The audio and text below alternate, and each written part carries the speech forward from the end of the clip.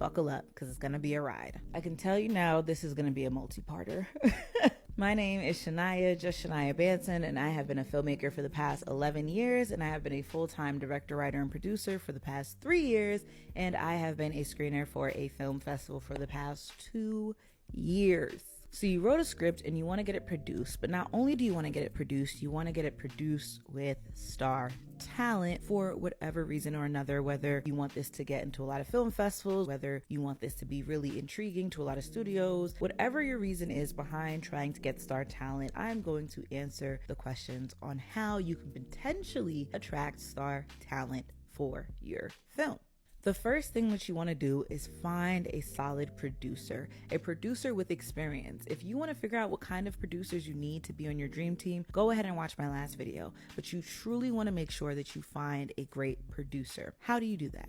Be prepared to pitch. As a writer, even as a director writer, even as just a director, everything in this industry is wrapped around pitching.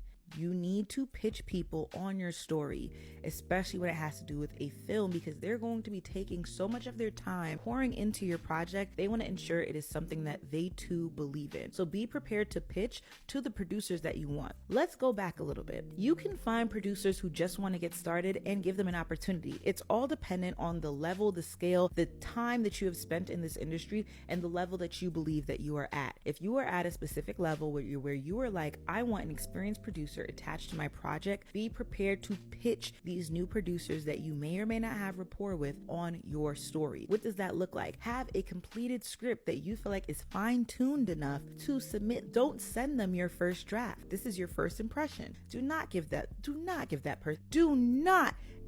producer your first draft, because they're going to read it and it's going to be a waste of their time, especially if you already plan to do the rewrites. Things that will also help your script stand out and show this producer that you are doing the work to ensure that you have a strong, powerful script that they can get behind. Do a table read.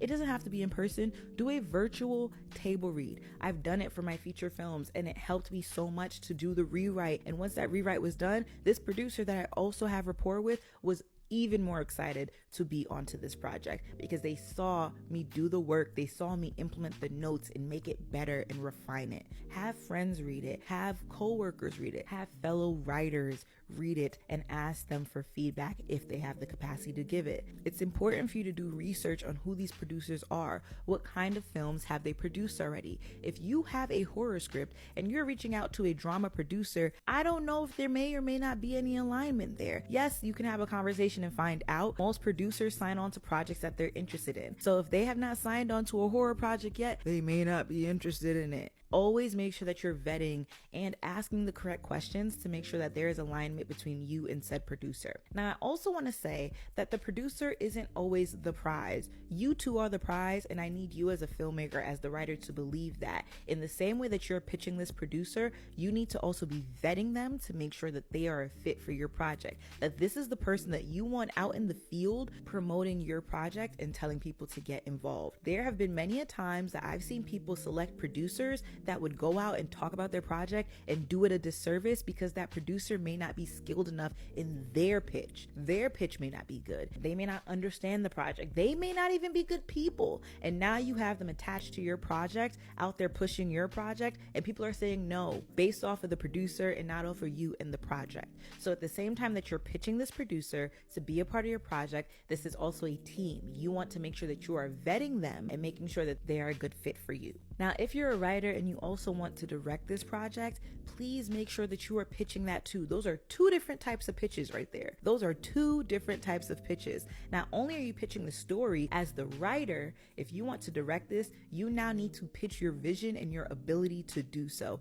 Of course, this is your story, so at the end of the day, you're going to direct it whether they like it or not, but some producers want to make sure that when they're getting behind this project and they talk about it, that the director that they have attached to it is also qualified. Because what can happen is once you get through this process and they're able to find financiers and or a studio who is interested in helping bring this project to fruition, they're going to want to know who this director is and be on board with that person. If you are confident about it, if you've pitched to the producer that you are qualified enough to direct this project, that producer producer will feel so much better also advocating for you to direct it before you get to that stage where the studio is like, if that's going to be director, we're not on board, they pull out. So also make sure that if you want to direct it, you prepare for that pitch as well, because you're going to have a lot of convincing to do. Please remember that everybody who you're bringing into this team, you are ultimately the captain. This is your story until you kind of relinquish that to your co-captains, which will be your producers. They need to know that at any given moment, you are going to be dedicated and be able to do what you need to do to get this project done.